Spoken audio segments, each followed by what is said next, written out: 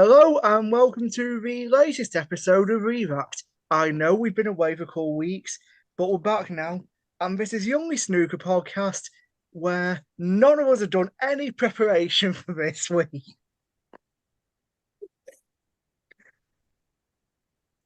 Yeah, So I think definitely thrown this one together, haven't we? Yeah, yeah, big time.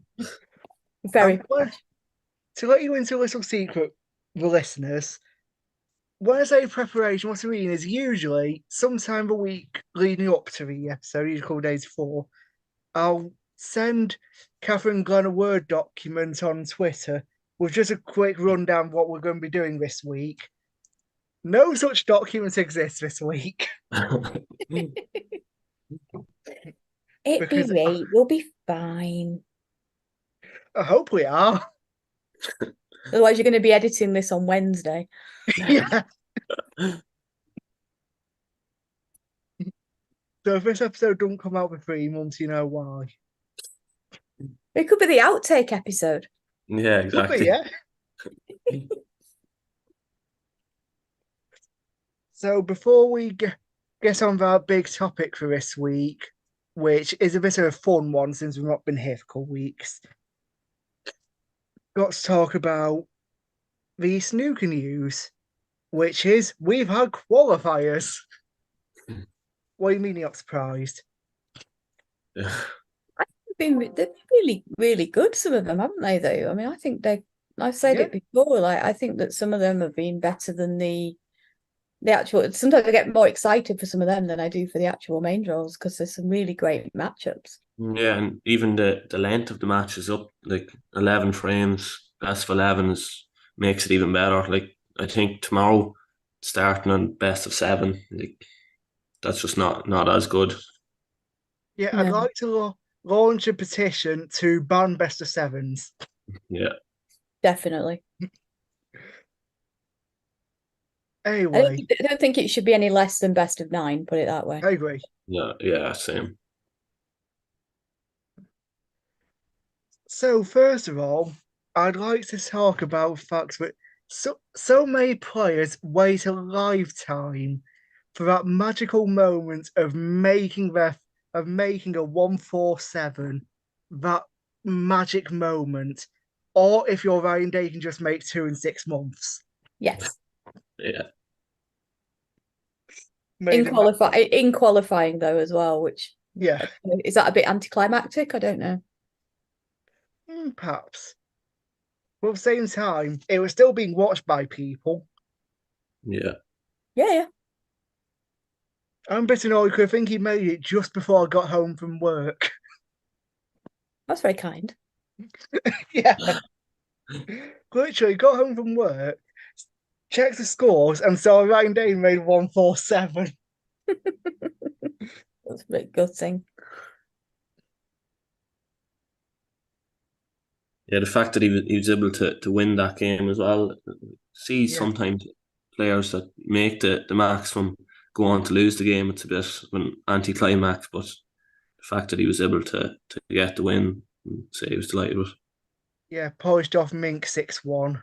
Yeah, But one of the things I'm quite curious about is actually the statistics and when you make a maximum, how many players actually win the next frame. Because I think I yeah, read somewhere once that apparently they lose the net. They're almost like not almost certain, but more often than not, they will lose the next frame. yeah. It feels like they lose a lot. The next frame, especially, but even the match itself that they go on to lose. That actually be very interesting to see the facts about that. Yeah. I'm sure there'll be somebody somewhere that'll be able to tell me. Yeah, definitely. Probably, yeah. Probably someone will find a stat on Q Tracker or something. It's got everything else on there. Yeah, So just looking at some of the other qualifiers, Ross Muir picked up a very surprising 6-3 win over Louisa. Yeah, I was surprised at that, to be fair. So he seemed to be building up a rich vein of form, didn't he? yeah. He's playing very well at the minute. And all respect in the world to Ross, who I think is an extremely good player, and I've thought that for several years, even though he dropped off tour.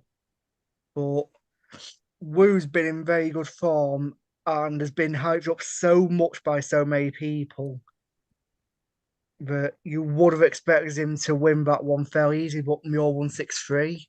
Mm. Another player seems to be in decent form, Yuan John, lost to decider to Long Zhuang,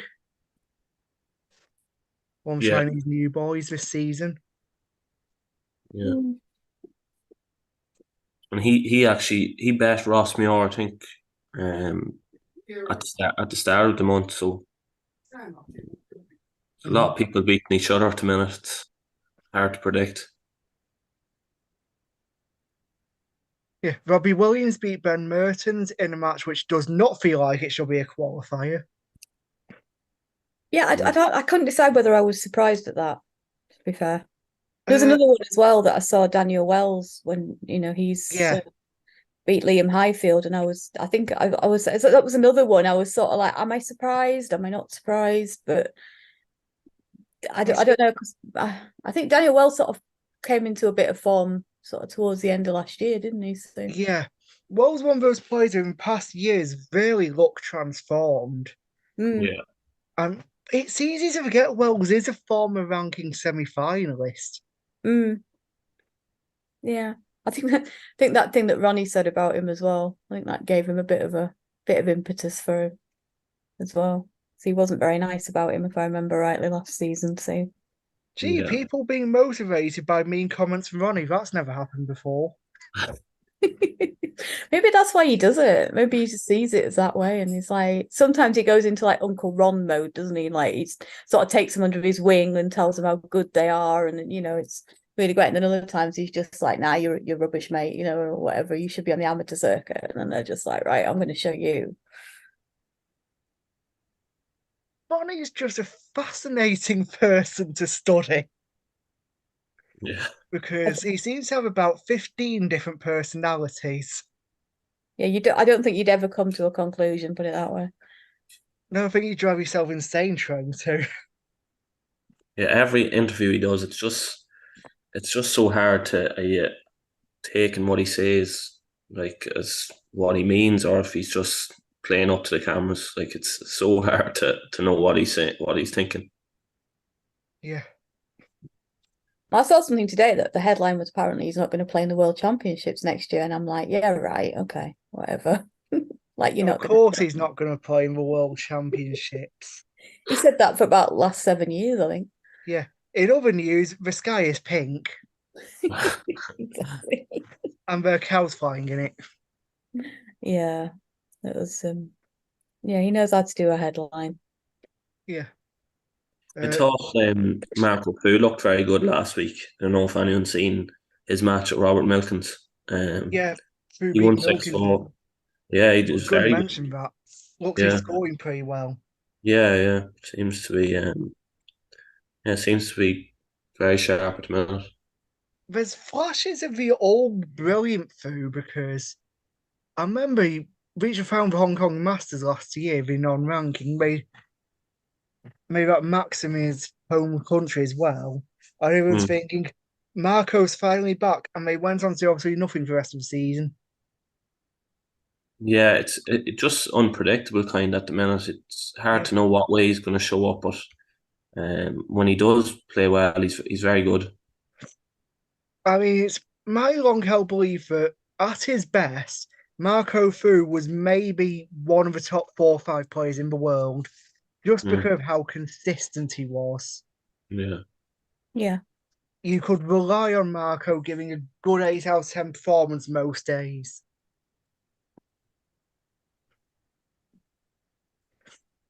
Sean O'Sullivan was, I think, 5-2 up on Jordan Brown. And yeah, then Brown's only won the last 4 frames from nowhere. yeah. Four in a row for Brian. 4 frames in a row. Very, very good. Deja, we had a bit of a fight as well, didn't he? Yeah, So that was. against Julian and Claire. One with cider from 50 odd down, which I'm a bit sick about Yeah, because I like the Belgian beast, but Yeah.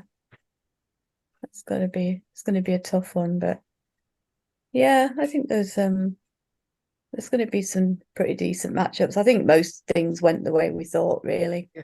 Just thinking about it though, how scared would he be if he ran into Julian Leclerc in a dark alley and a dark night? You just see the shadow of this massive Belgian.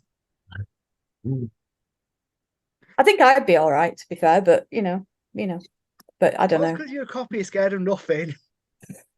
Just scared of nothing. I'm not really scared of nothing, but yeah, I think he seems a fairly amiable kind of chap. Yeah, seems like a lovely guy. Oh yeah. Tepchaya beat Andrew Higgins in 6-1 because Tepchaya knew, as we know, is a very consistent player. Yeah. Try saying that without laughing one day. Someone I do want to talk about is Joe Perry. Lost 6-3 to Dylan Emery. He seemed very downcast after a match on social media. And Yeah, Yeah. I you saw just that. really feel for him. Yeah, It's he, he been does very seem very much a heart on sleeve kind of guy. Yeah. And the thing is, if you're doing badly, this is one of the most brutal sports to be a part of. Yeah. Because it's not like you got teammates who can shield the blame or to buoy you a bit. It's just you on your own. yeah. It's been very tough start to the season for him. Yeah. But hopefully he's one of them players I think most fans like to see doing well. So hopefully in the next couple of weeks or months that he will, maybe his head just not in the right frame of mind at the minute, but hopefully in the soon that he'll be okay. Hopefully. It's like see players struggling, but especially someone who is regarded as such an, I know it's his nickname, but such an absolute gentleman as Joe Perry. Someone Yeah. who everybody on the tour loves, really. You will never hear anyone say a bad word about him. No.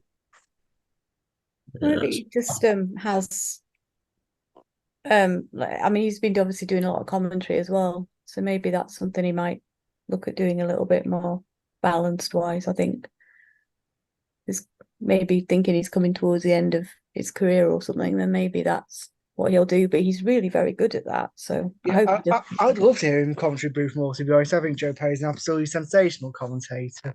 Yeah, he's one of the players at the minute that's really good to listen to, really enjoy when he's in the commentary box. Yeah, people like him and Dominic Dale still playing, but absolutely brilliant commentators. Yeah. Sanson Lamb's continued his excellent start to the season, polished off Andy Hicks 6-2. He's had a great start to the season. Yeah. Mm. This is he. It's funny because Sanson's been around the tour for years, but and I'm sorry to say this if he's listening, he's probably not, but if he is, but quite honestly, Sanderson's looked like absolute cannon fodder on tour before now. Bit harsh. Well, it's largely true, but this season he's been absolutely fantastic. Yeah. I'm really waited because I've kind of adopted him as a Yorkshireman. Ali Lyons got through as well, which was good. So they play at the same club, so that was quite nice. So it'll be nice for them to be able to go to something together. Yeah, Ollie came from 3-0 down to beat Lucas Klecker 6-4. Was talking to DJ Gandolfini on Twitter, and I was saying the fifth frame's crucial because it's finished something like 81-59 or something. To Ollie when Lucas could have been 4-1 up. That's got to give him a lot of confidence, though, being able to do that. Yeah, just actually looking at all these results from the start of the season, he started very well so far. He's a player that I'd sort of be watching out for this, be hoping to push on.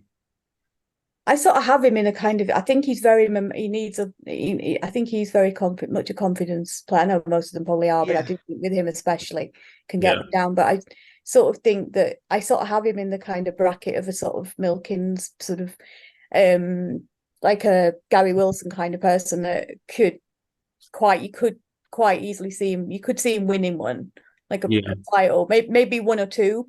Maybe he's not going to be like the really great prolific kind of winner, but I could definitely see him do it. I just sometimes he just is just so maddeningly inconsistent. But he's definitely one of the players because I mean he's quite local to me, so kind of always look out for him and root for him and stuff. So Ollie is one of those players who strikes me, I say, as a confidence player. He's one of these who, one good result feels like it really can carry on crest of a wave for a couple months. Yeah. But at the same time, if he has a couple of bad results, he just seems to go into a downward spiral. Yeah, that's what I mean. It's been doing that for a bit. So, but he's still, he's still young, so he's still got plenty of time. So, yeah, maybe this year. In other results, in what looks like it may have been one of the best matches of the qualifiers, Tom Ford beat Stan Moody 6-4 in absolute war. Yeah. I've been impressed with Moody so far.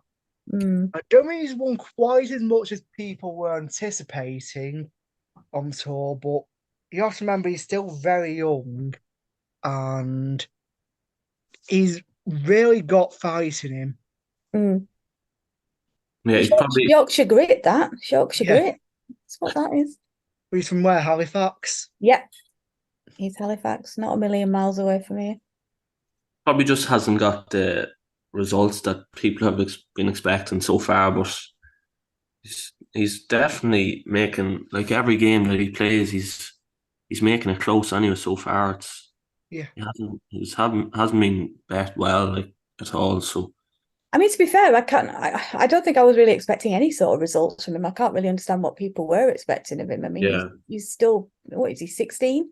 I mean, it's give him chance. He's only just got his card. You know what I mean? It's like, I think, but he does seem fearless. I mean, I like that.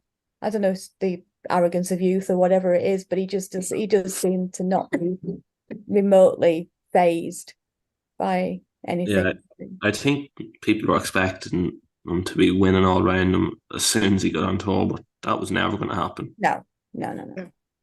We've seen players who have much longer records in the amateur circuit struggle when they turn professional. I mean, look at Jamie Clark.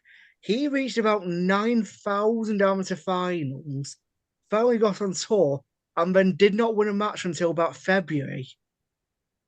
Right. And now he's established.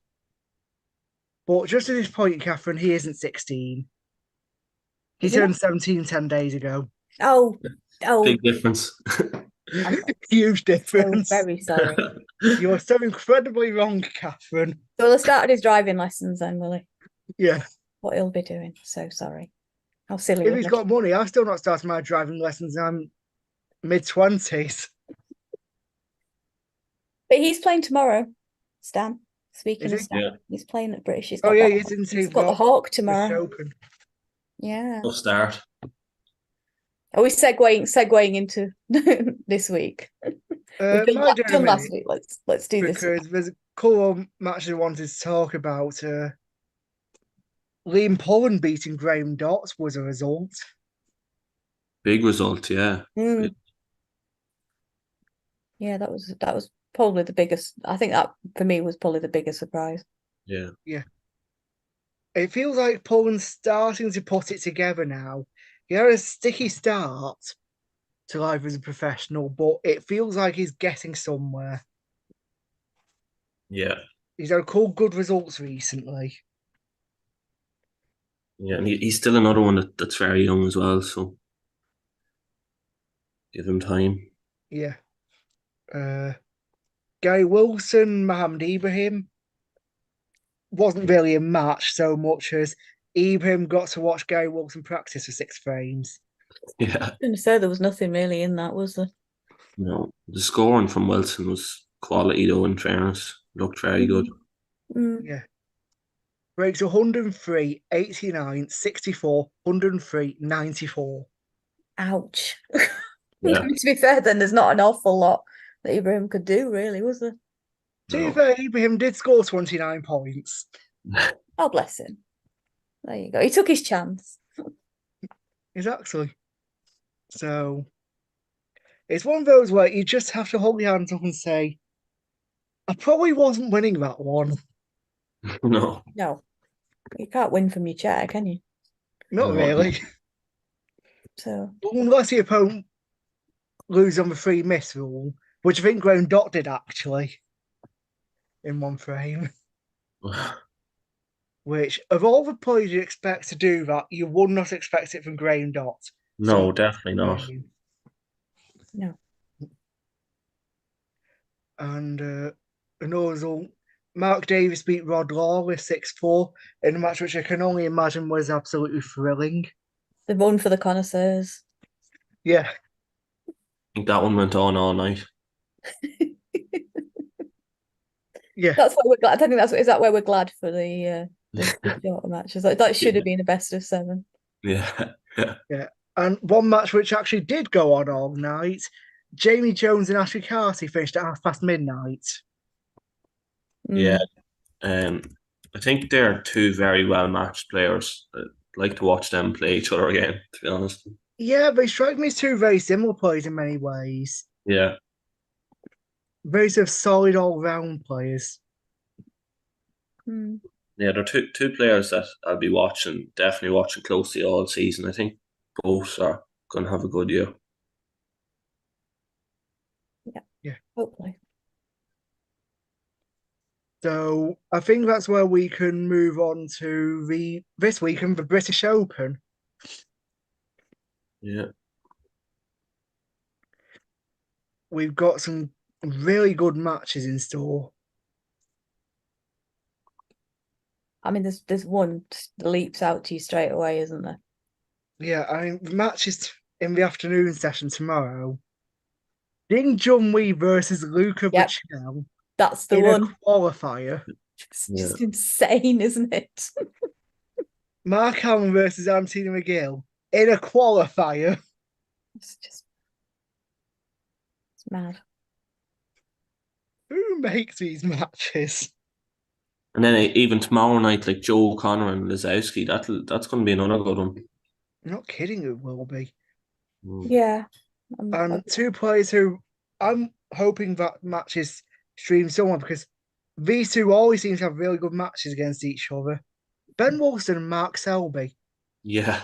Yeah, that jumped out at me as well. I was thinking there's been some good ones.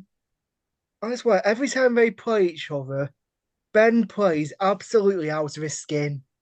Yeah. It's the Leicester derby, isn't it? It's his, yeah. But just something about Selby that seems to bring the best out in a lot of players. Yeah. I quite like the just as a side of sideways, I like the way that the WST have put the draw up and they're bigging up certain things. They've got newly crowned Crucible King Luca Brissell versus Asia's greatest ever player, Ding Junhui.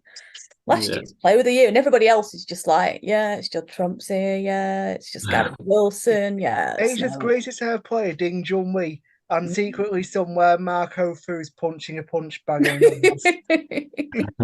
James Watson, I was wondering what might have been. Yeah. But then the last 64 matches starting on Tuesday. Johannes Jun Ben Merson sounds fun. Yeah, that's early morning. Mm-hmm. Yeah, there's some Haushan and Gilbert. I think could be good. Doherty and Stevens. That'll be a good one. Yeah, I think that's the one I'm dreading that because Matthew's got a terrible record against Ken recently. What's it called? A Championship League match a couple years ago. Doherty won 3-0 against Stevens, having fluked about 8 different balls. It was absolutely ridiculous. Every time he looked, he was fluking one. Oh dear. I think the last 3 games against Stevens, Ken's won, so that'll be interesting. And the Belgian Beast is playing Jamie Jones. That's 2 of our favourites. That's the ReRacked favourites. That sounds like a very fun match. That sounds like it's fun. It says roll on, roll off, so I don't know where they'll be, but we'll find them. We can guarantee is this just incidentally? Is this Eurosport or ITV? I forget. It's ITV. ITV. I thought it ITV. was. Right, okay. I'll be able to find it then. I think what we can guarantee, though, because I said it's a very good, fun sounding match, they will definitely be on before I get home from work. Yeah, probably. Yeah. Looking at they are scheduled for the sort of morning/afternoon, so Yeah. because it just depends how long these other matches will be, I suppose. But yeah, hopefully I'll be able to see that one. That's the bad thing about the best of sevens. Like they don't go on for too long. Yeah. Yeah, If if one player comes out and wins the first three frames, it's nearly over already. Like there's another one actually coming up. I think this is one of potentially the qualifiers, which is Wakeland and Wilson. Mm-hmm. oh, yeah, yeah. Oh no, sorry, Wakeland's got Wilson. Sorry, if it yeah, I was assuming Gary Wilson will come through. That should be quite Yeah. a good one Yeah. as You'd well. expect Gary to beat Hamid Ali. Mm. Yeah. But yeah, there's some pretty decent one looking at potentially. I'm assuming that the favourites will get through the qualifiers. Yeah. You know, Got so far this season, there hasn't been any massive upsets really that I can think of. Um, no, No, I think I most think of the favourites have been good so far. but I think you kind of fairly think that even if there is, I mean, I don't think any of us picked Barry Hawkins to win the Masters, bless him. But I mean, I think in terms of that is there's always a little bit of rustiness and stuff Yeah, going into the season, so everyone can take their opportunities. But yeah, it's been fairly steady, hasn't it? There's not been too much. yeah. I think Defy turning up and getting absolutely hammered after his late Oh arrival yeah, and stuff and true. all that stress. But other than that, really, I mean, that wasn't a shock when you found out the circumstances. Yeah, exactly. I think that's. and they got some of these last 64 matches look absolutely unbelievable though. You've got Joe O'Connor or Jack Lasowski versus Becca Kenner or Sean Murphy. Mad, isn't it? And Maguire, we've got Stephen Maguire's in, isn't he? And of course, I Yeah, think he's going to play Mark Williams. I would imagine. you'd imagine so. But yeah, Uh, Clark or Robertson versus CJ. mm, yeah, Yeah, that could be. Imagine how heavy scoring Robertson's C could I was be. going to say that's going to be like I can long pot better than you and that kind of. Yeah. It's going to be a bit of macho stuff. Yeah. And one that really caught my eye is Mark Allen or Anthony McGill versus Martin O'Donnell or Kyron Wilson I mean, some of these are finals, aren't they? It's just in the last 64. there you go. You see, that's one of the things I quite like about it is you do get these mental draws, and you don't yeah, really get that in other sports. 'Cause everyone's like, oh no, they're seeded, and so you can't meet before this round or that round, and this one's just like, nah, we'll just stick a couple of world champions against each other in the first round. It's fine. Yeah. It's a bit like the Hunger Games, isn't it? It's only the strong survive. We'll just throw two of the top six in the world against each other in round two. They don't seem to do lots of crucible. But this is just it's a bit of a free for all. Yeah. Got David Grace versus Sanderson Lamb, which I was about to highlight as a Leeds derby, but at this point it's getting difficult to avoid Leeds derbies on the tour. Either Torsen Leeds or Leicester. yeah. It does seem to have become something of a hub, which is good. It says underneath the Kazoo British Open has a random FA Cup style draw for every round. You're not joking. Yeah. It's absolutely insane. But yeah. Funny Grace and Lamb because Sanderson Lamb's a nickname of Panda, and I'd imagine Dave Grace do a mean painting of a panda. He probably would. Yeah. And Ishpreet Singh, one of my new favourites, versus Stuart Bingham, sounds fascinating. Yeah, that is Wednesday morning. Yeah, that'll be a good game. Just seems like one of these balls we find all over the place. Yeah. Some of them might even find pockets.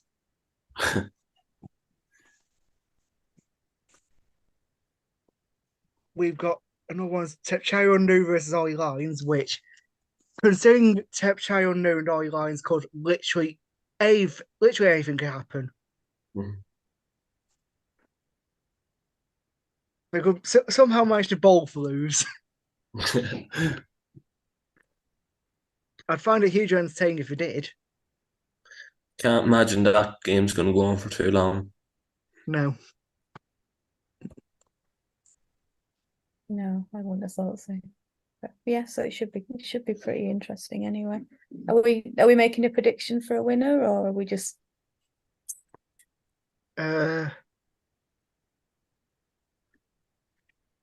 It's a tough one. hmm. I think Trump is going to make a good run in one of these tournaments. I'm not sure which, but Yeah, I was gonna say him actually as well. I think it might be. I think I've got a feeling in me waters that it might be.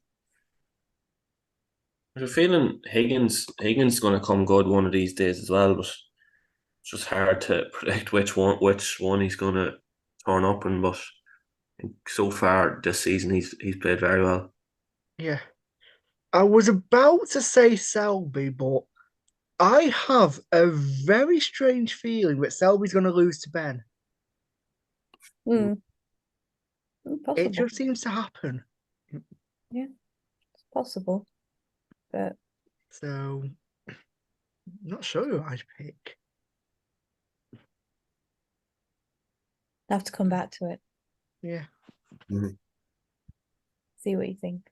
But yeah, I think it's interesting too as I've gone for the same person. I think it's Yeah. You know what? I'll do a fun prediction. Since he's got a tough first match to warm him up, this is Jack Kosowski's first ranking title. oh god. Do you know what? I knew you were gonna. I don't know why I knew you were gonna say that. Poor guy.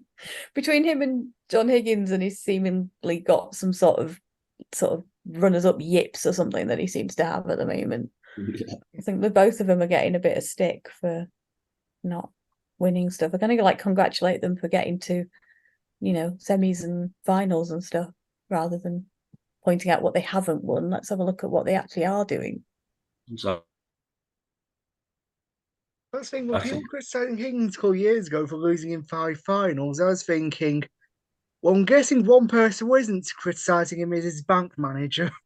Yeah, I was going to say 5 finals. Who else got to 5 finals? Exactly. No one.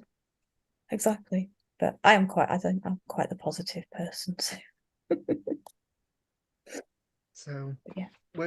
I think we're going to move on after that to our big topic this week, which is a little fun game for us called, I think this is Glenn's idea initially, it's called Let's Describe Every Player in One Word.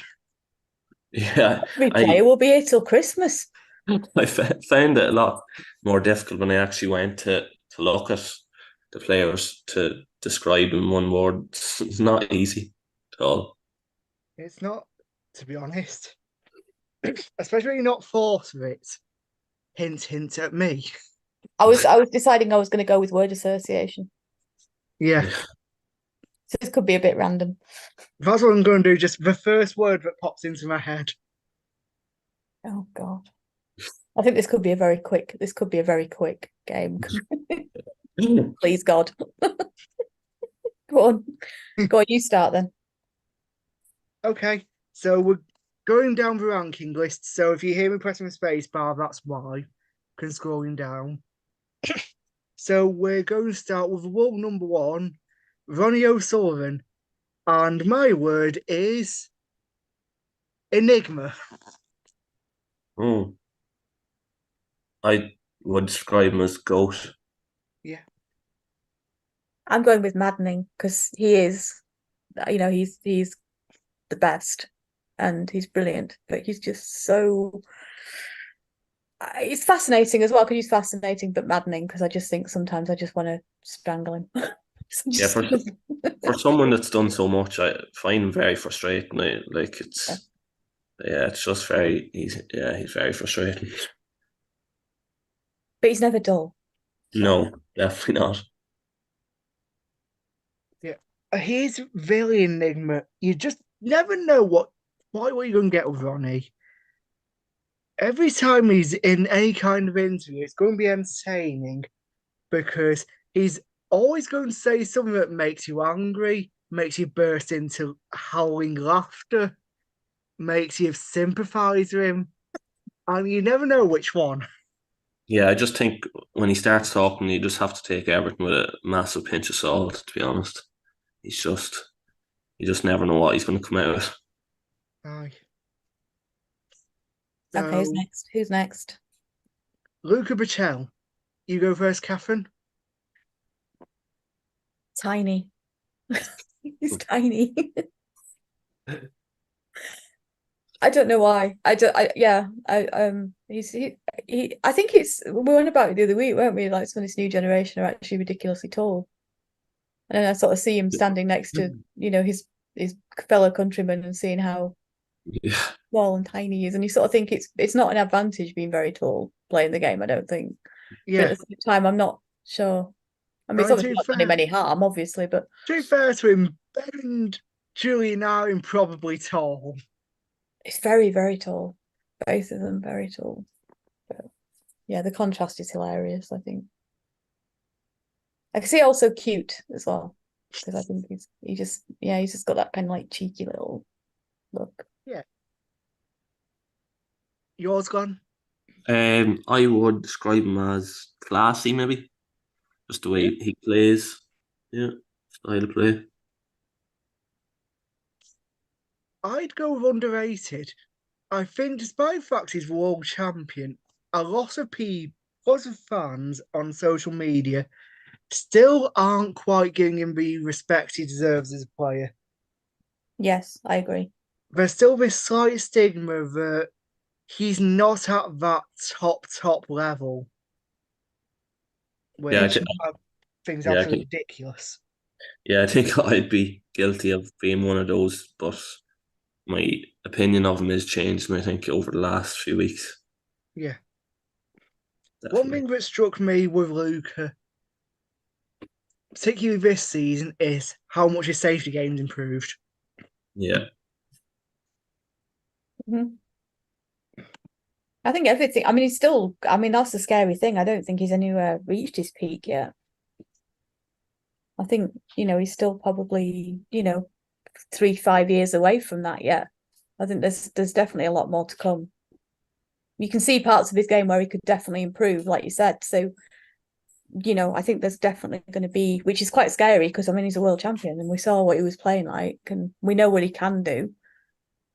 But Yeah. I definitely think that there's areas that he could improve. I think that's what happens when you win the world championships when you're young. I mean, he's still in his late 20s. So I think that's why Yeah. maybe some people seem to feel like you need to pay your dues a little bit now. Yeah, it's just thinking the same thing, pay as used, because apart from that UK Championship final where he lost to Zintong, he's really offered very little to suggest that was coming. And he'd never won a match at the Crucible before. Mm. I know it's crazy, but I think that's what we all loved about it. But that's also like, it's a double-edged sword, isn't it? We all got behind him. We're like, oh yeah, good man yourself and all that, Yeah. and Mm. yeah, and go on, my son, and all that. And we were loving his comebacks and how he just went about it, and his oh, I turned up with 1Q and a kebab kind of sort of approach to Yeah. it.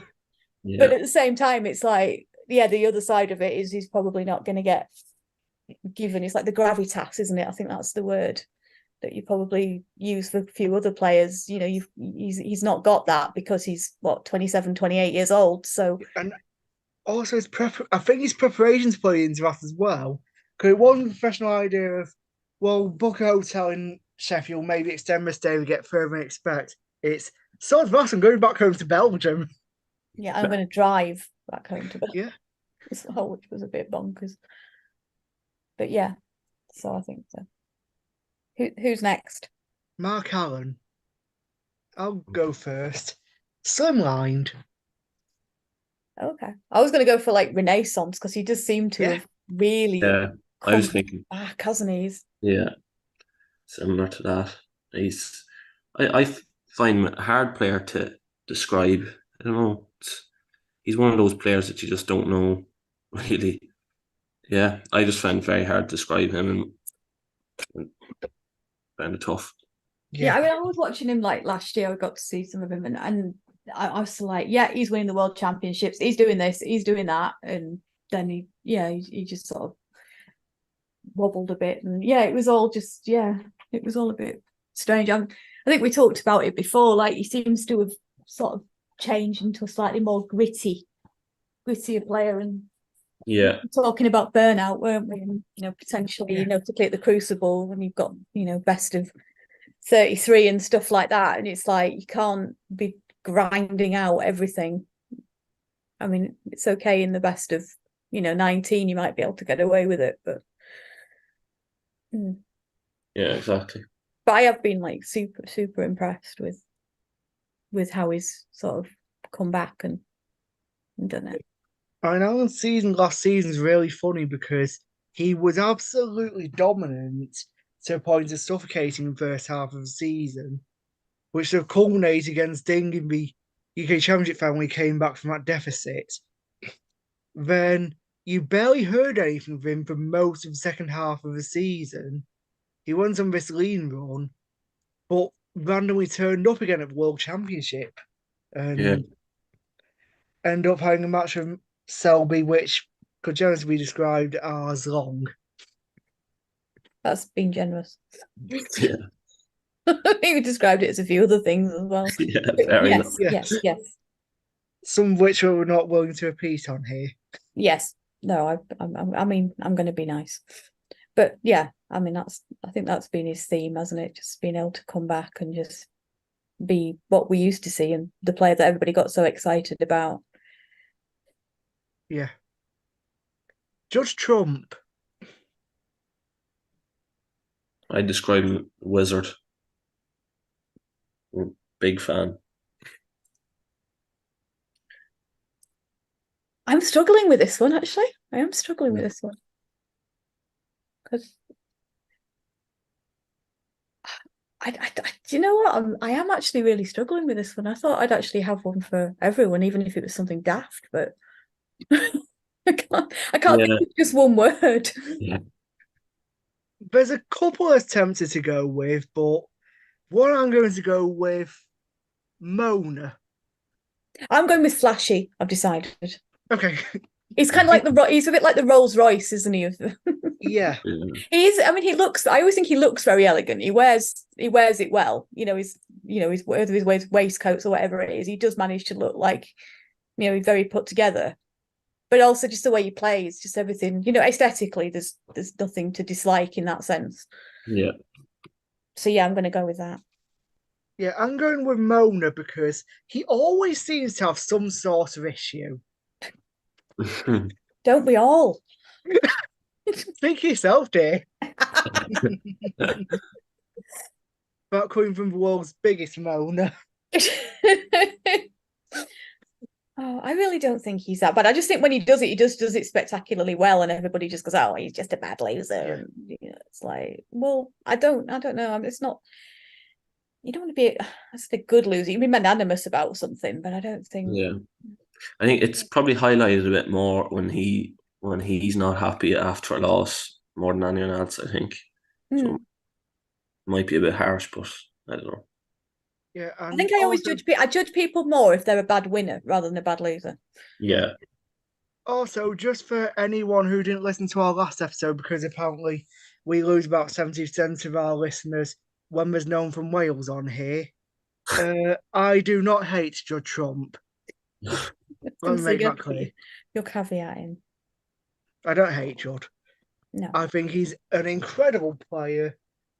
I think he's the most, although Ronnie, the most naturally gifted player, at the very least since Alex Higgins, if not ever. And some of his shots he can pull off are absolutely gravity-defying and physics-defying. Yeah. I feel like there's a but coming here. No? No? Oh, okay. No, but just trying to explain, I don't hate Judd. Okay. I just have some issues with his personality at times. Okay. All right. Who's next? Good thing is I'll never be accused of hating him again now. No more. No more hating. Mark Who's next? Selby. Oh, Mark Selby. No, Can I I'm can I can I can I kind of like do one where I've got like a hyphen in the middle of it? Go on. Going with cast iron. Yeah. He's absolutely just, yeah. I just love that. I just love that. I am not losing this. You have to win it. Yeah. I can't really remember too many matches that I thought that he choked or that he sort of was careless and gave it away, you know, that kind of thing. It's just sometimes you have to remind yourself that he is human. Yeah, the funny thing is he sort of did that at Shanghai Masters against Ronnie, and I think part of the reason so many people talking about that is not a Mark Selby thing to do. That's As you what made say. it so weird, isn't it? I mean, I confess I didn't see that when I was working, but no, I just yeah, he's just awesome. And when you consider, you know, what he's had to deal with and what he's been through, you know, it's just yeah. And what you know, possibly he's still going through. Well, he will still be going through. It's quite amazing, really. Yeah, I think his mentality, like when he gets on the table, is just unbelievable. Like I think he gets it very harsh critics, but people on saying that he's not good to watch and that. But I think people that actually appreciate the sport or just know how good he is. I think he is. I really like it. I mean, I watched him. I got to watch him at the Crucible last year, which was just amazing. I just think you have to see Mark Selby at the Crucible. It just is one of those things. Yeah. It's like watching, you know, Federer at Wimbledon or whatever. You've got to do it. It was such a privilege for me to be able to see that, and and that was on my birthday as well, which was even better. And I haven't had the pleasure of watching Mark Selby at the Crucible yet, but it's one of those things I absolutely want to do. Yeah, I think it was on my bucket list, and I didn't even realize it until I was actually I got the opportunity thanks to Jellybean to do it. And she gave me a ticket, and I was just for my birthday, and it was just wonderful. I was just so grateful, and it was just lovely. It was really, really good, and he played really well. Yeah, I think I've worked mine out. The one I'm going to go for is inspirational. Yeah, that's a good one. If you just look at his story, the amount of times he's fought back when all the chips were down. And the thing is, at heart, you listen to him at heart, he is still this teenage kid from a council station in Leicester. Yeah. He's not changed. He's still that young kid who just wants to play snooker. It always strikes me when you hear him talk about, you know, his life and his passing. It always strikes me as a kind of man who just wants a quiet life, but just never seems to get it. You know what I mean? It's just like you just would just like to just not have to talk about, you know, bad things or whatever. But I guess, you know, when you've been through some of the things that he's had to go through, I suppose that a game of snooker is nothing, is it? And there's a couple things are considered. I was going to say granite, but that's the word I had. Yeah, well, I was gonna use that, but then I might have to save that one. Yeah, but when Catherine said cast iron, I thought, I want to make mine a bit different. I do find him very inspirational. And I was going to say underappreciated, but I feel like he's been less underappreciated in recent times. I think he's been very open, hasn't he, about his, you know, his health and everything. I think people realize how much he's been affected by, you know, just by his mental health and exactly. I was like, granite was the word I was going to use, but then just thinking about it, it probably doesn't. It's probably not a big enough word. Yeah, he doesn't like he deserves something more than that. To be honest, that's why I went for cast iron, because I'm like, actually, he's I think he's a bit beyond granite now. Yeah. Who's next? Who's next down then? I did also want to cheat and say blood from a stone, because that's what beating up Crucible's like. Yes. Next up, Neil Robertson. My favorite. It's my favorite. So, yeah, That's a tough. I think that's a tough one. Yeah. But just like in regards to the Crucible, I describe him as frustrating, but that's only one event in the year, so it's probably not applicable to the 90% of the year. To be fair, I think he probably would describe himself as that when it comes to that. Yeah. Just can't seem to settle. Apart from 2010, obviously, but yeah, I mean, he was sort of younger then. And I'm going to cheat slightly and use a hyphen because I wanted to say underachiever, but that's only at the Crucible. Outside of that, he's one of the most decorated players of all time. His winning record is absolutely peerless. Yeah. I think it's another one is, people talk about, goats and things like that, and particularly present day goats and stuff like that. And you sort of think about him and he doesn't really get talked about enough, I don't think. I mean, he's, 41 years old. So he's been around a long time. And like you said, he's achieved a heck of a lot. There's not very many players have achieved what he's achieved. How many players can say they've won one ranking title every season for, 18, 19 years now? Exactly. And so while we're all falling over ourselves to talk about, Ronnie and the class of 92 and how, their longevity and how much they've won, and you're talking about your modern days, your Judds and, Sean Murphy, and you talk about all these really wonderful players, but he does seem to have gone under the radar. And I think it's a similar thing with Ding. I know he hasn't necessarily, I mean, Ding's won quite a lot, to be fair. And then he sort of dropped off a little bit, but again, I don't know, is it the overseas thing? I don't know. It's just I think you could actually make a fairly strong argument for Neil Robertson being quite underrated. Or underappreciated, definitely. He's like, for all he has won, I think underappreciated is probably a better word, to be honest. Yeah. Yeah, I mean, like I said, there's not really anything left for him to win. Exactly. So you can't really argue with him. I think that's part of the reason his Crucible record and reason he's actually been so poor. That's all there is left for him to win a second world title, because other than that, what else does he have to achieve? Well, it's the thing, and you're saying a second world title. Most people don't even get one. Exactly. How many great players have never actually won one? Jimmy, and there's going to be some great players that possibly never will. Are playing now, but when we look back on their careers, we'll certainly, when they're popping up being pundits and stuff, as inevitably they probably will do, they'll be referred to as the great or the legend or whatever. And it's like, oh well, he only won one world title. It's like, really? I don't know, but maybe I'm just a bit biased. But I've been a massive fan of his for.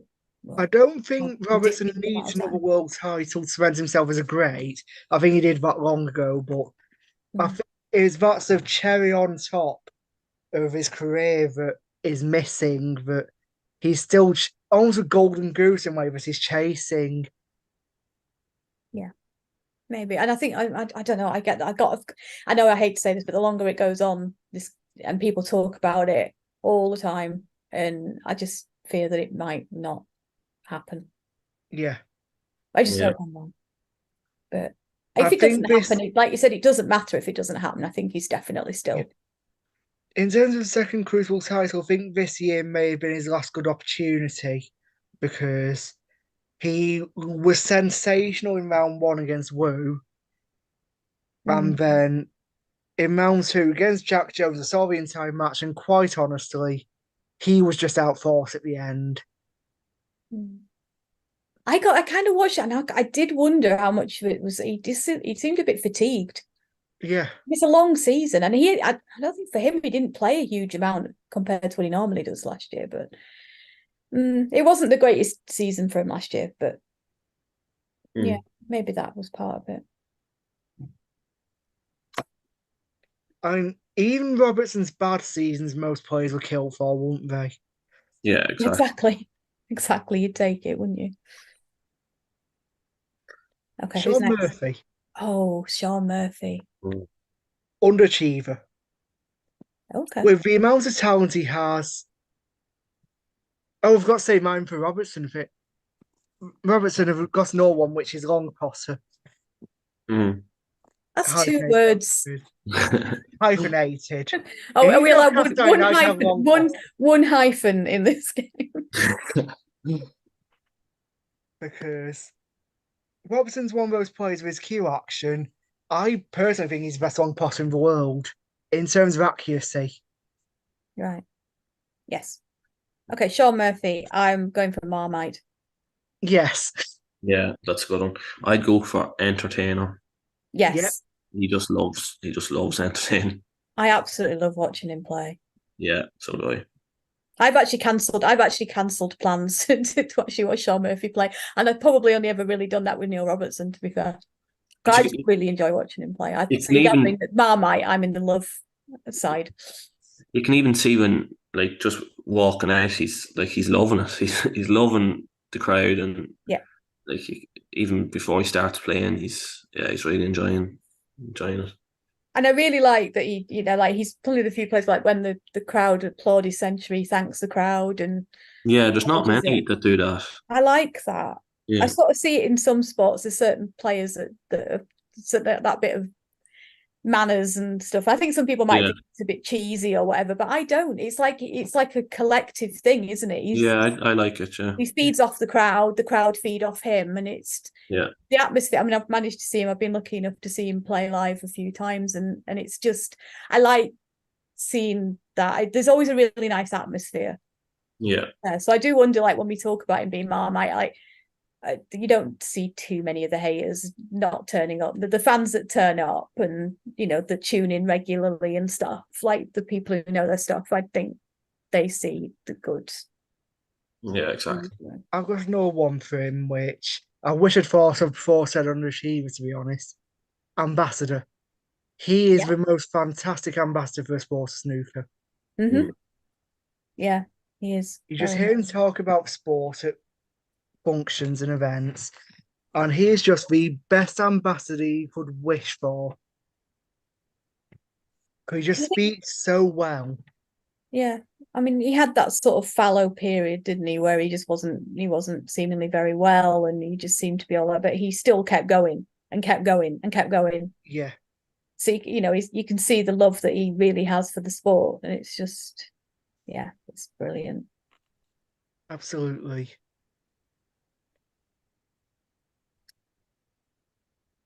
Kyron Wilson. Mm.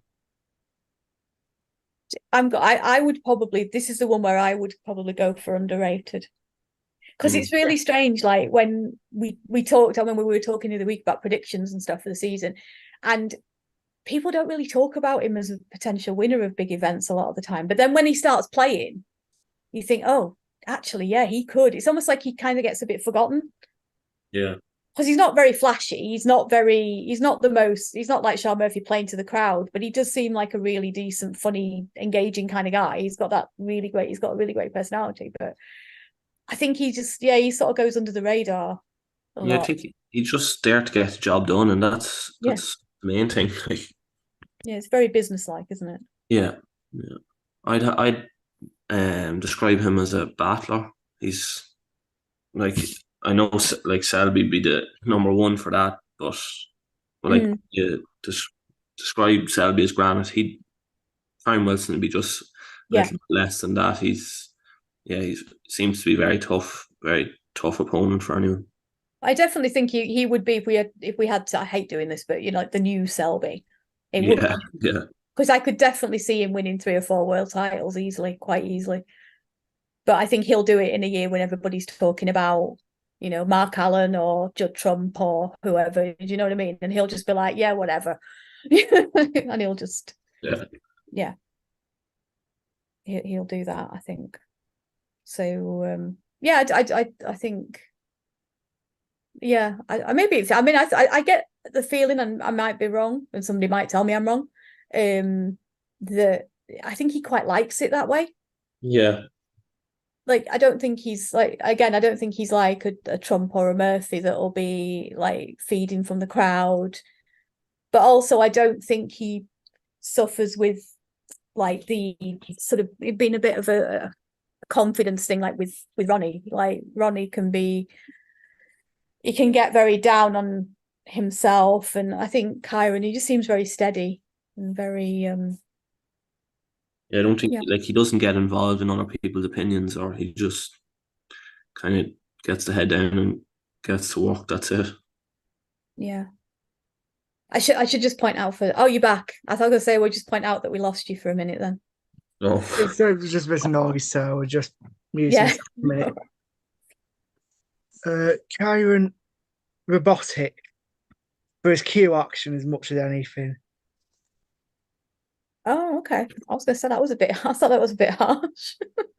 I like that. You tend to find though the best like players are a bit like that though, aren't they? So you can be like flashy, but like they're very consistent. Hmm. Like Selby is probably much the same, isn't he?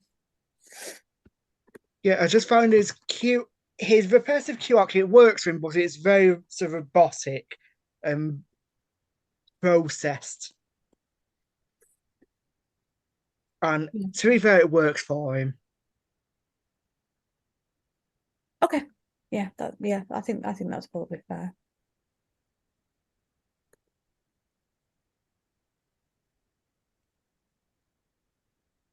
Okay, who's next? John Higgins. Well, he's granite, isn't he? But I'm just going to put love in big letters. I absolutely love John Higgins. I've loved John Higgins since the like late 90s, mid late 90s. So, and I will defend him on every level. You know, whether he's whatever he's been accused of or whatever he's, you know, supposedly feeling. I will absolutely always be Team Higgins because I think he's just fabulous. Yeah. I put down as John Higgins as a winner, even though it probably hasn't won much in the last couple of years. But yeah, when it comes to mind, that's the first thing I think of. I've actually had arguments with people about this. I actually have him as my goat because of his there's just so many Oh, things yeah. about him that I know it's weird. I might be the only one outside of his family that does. And But Lorenzo. I genuinely do because I just think his longevity, but what he's won, even again, he's nothing left to win for him. There's nothing to prove. The way he just goes about it, he's never changed, has he? He's never ever changed like as a player, or it doesn't seem like he's really changed as a person. But I just think for everything that he's achieved and everything that he's done, and just I just think he's for me, there's just so much about him that I just for me, I think he is, and hopefully, I hope that in years to come, he will always be up there when people talk about the great players because I think he deserves to be. For Higgins, I'm going to go for the thing he's sort of been most known for the past few years, comeback. Yeah. There is no one worse to be 55 in front of a 59 on. Yes. You do not want John Higgins chasing you down. No, you don't. I don't think you want him chasing you down in any situation, to be fair, but yeah, definitely. Well, he's from Glasgow. He's not soft. But yeah, no, I agree. So next, Mark Williams. Bonkers. Carefree. Yeah. It's probably nicer than bonkers, but that's one word. It's probably two words, but no, it's one word. It is one word. I'm going to go with a Twitter reference, misspelt. Oh, it's funny. It's too funny. Yeah, he is just. But again, he's another one that I think if you were actually, very much a diehard fan of it, you'd probably be quite mad that he hasn't won everything that his game and his everything, because he just, like Glenn said, he's just very carefree. He's not bothered whether he wins, loses, whatever. He's Yeah. just like, yeah, it's fine. I enjoyed it. To be Mark Wallimus for a day. Yeah. What I the hell are mean, you for me, trying like to do? I watch his interviews and I'm like, what goes on in your mind? It's just like, it's very I'm good. scared to think what goes on in his mind. No, but I think it's just brilliant. I think it's fascinating. So we'll just wrestle through the next few sins. We're run out of time. Ali Carter. Renaissance. It's a tough one. Definitely Renaissance. Pitbull. There's a certain sort of underdog Pitbull quality to him. It's like a reluctant Pitbull. Yeah.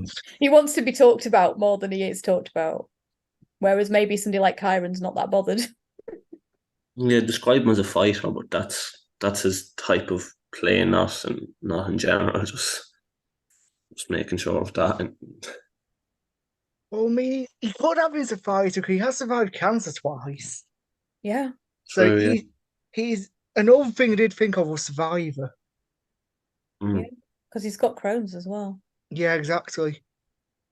There's one of these, he's just got this will to be the best.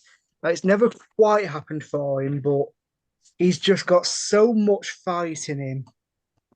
Yeah, but look at him now. That's what I said, Renaissance. He's really come back into it, hasn't he? Exactly. Now, you can't, he's not. I mean, he's never been cannon fodder, but he's never either been anybody's favourite to win a tournament. But now, No, you could definitely make a case for him.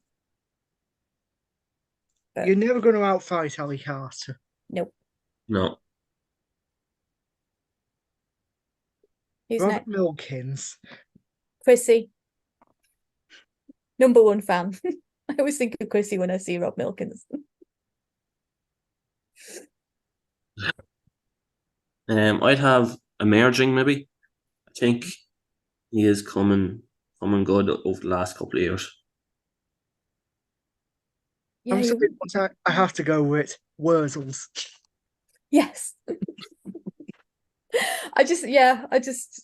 Nobody wants to play him now, do they? Absolutely not. So No, because he's a player who will just turn up and will completely destroy you. Yeah. Yeah.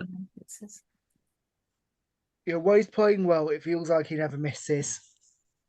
Yeah. So, Hawkins. By Hawkins. Oh.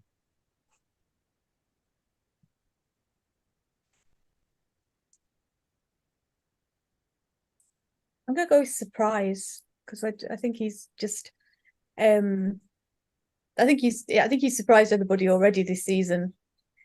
Maybe not himself, but I think he's I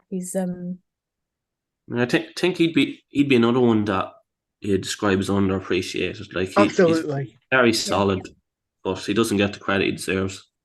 I really hope that he builds on this and he can now. He knows that he's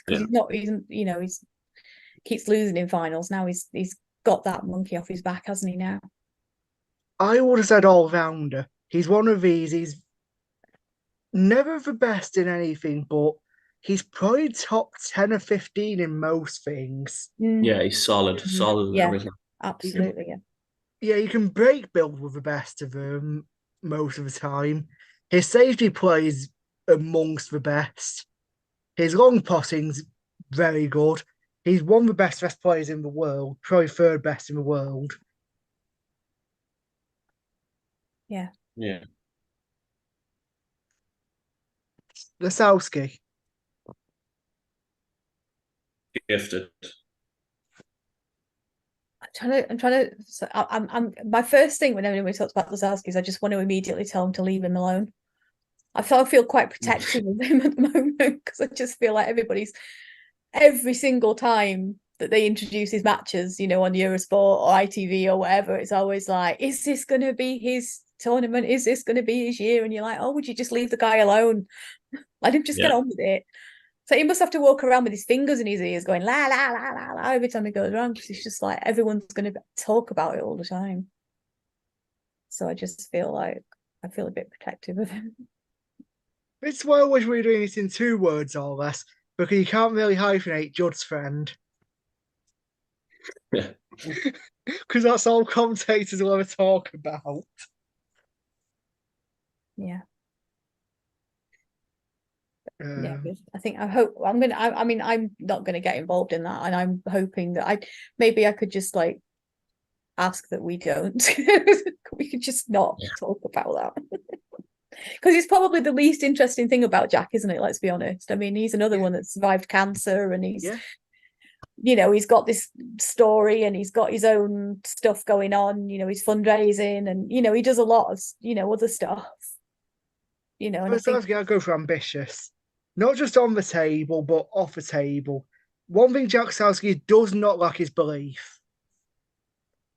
I fully believe he sees himself as capable of winning everything. Good, because he's Hey. So I think, I think that's good when you consider that he's, everyone's sort of, oh, is he going to do it? And every year after year, he's not winning something. And if he still believes that he can, and well, obviously that's his reason for turning up to tournaments, then that's great. Because I can't imagine that people asking him about it all the time is going to do a hell of a lot for his confidence, is it? Yeah. Sorry about that slight interruption. The listeners won't know about the interruption because it'll be edited out. But yeah, I think Jack fully believes he can win anything he enters. Good. Because he can. Yeah. Ding. Ding. Yeah. Ding from Genius. Yeah. I'd probably describe him as ambassador again, but that's probably not fair on him. He's a lot more than that. Oh, to be fair, he has carried Chinese snooker for years, hasn't he? So, Yeah. I just think he's an absolute genius. Technically, he's just amazing to watch. You've just seen it in person as well. I've managed to do that at the qualifiers. So I was like literally about maybe 7 foot away from him, if that, not even that. And just watching him, it was just, honestly, it was amazing. Yeah. I'd go with Forerunner because he was the forerunner to the Chinese invasion of snooker. Mm-hmm.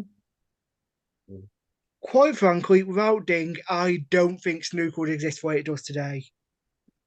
No, Just true. with how important Chinese players and Chinese events have been to the game.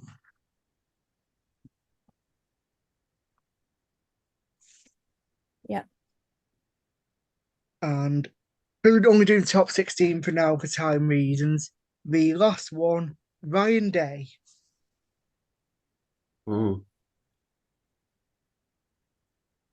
Frustrating. I think inconsistent was going to be something like mine. I think if you're a fan of his, I could see it being quite maddening. I mean, I've always really liked him, but I was really, really happy for him winning the British last year. I was so happy for him. I just feel like he needed that. Not sure what was He's one of these players. He is so good to watch when he's playing well, but he is so frustrating to watch when he's not. Because it's amateur mistakes that he makes where he's not on form. And for a player who has so much cue power as he does, the amount of times he underhits shots is ridiculous. Yeah. He's and he's got his hammer the cue ball, but yeah, and he's now got his 147s for the season now, so he's done. Yeah. He's great. What more do you need? Okay, so that's where we're going to leave it for today. We're going to continue the rest of the plays hopefully next week. But until then, anyone want to give their socials out as a reminder? Well, it's Snooker 365, so got a very busy month coming up with British Open, English Open, and the Wuhan Open before the Northern Irish Open. So any scores or any updates will be over there. Yeah, I'm on Twitter, SC Walker. I'm not sure how long for because I'm migrating over to Blue Sky or whatever it's called. But yeah, I'm going to be there, and I'm on Facebook and Instagram, and yeah, I'm all over. And I'm on Twitter at M18Snooker, M18Snooker. You can find this podcast at ReRacked. It's ReRacked official at Racked Pod. I will get that right one day. That's your challenge for the season. Yes, by the end of the season, I'm going to get this right once. So the name's ReRacked Official. You can find me at Racked Pod. That's where you'll get updates about the podcast. Until next time, we've been ReRacked. You've been the snooker community. Keep queuing. Space Constrictor is actually back now. Yeah, you can do it. It's great. Which, of course, means as soon as they listen to this, the BBC will be suing us.